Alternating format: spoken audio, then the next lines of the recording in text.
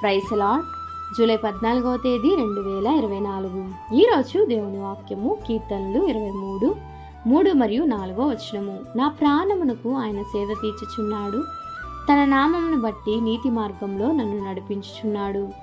గాఢాంధకారపు లోయలలో నేను సంచరించినను ఏ అపాయమునకు భయపడను.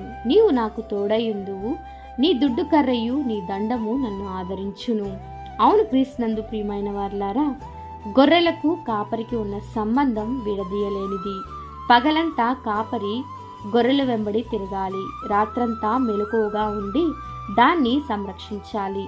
మన కాపరి అయిన క్రీస్తు ఆయన ప్రజలమైన మనల్ని అలాగే కాపాడుచున్నాడు.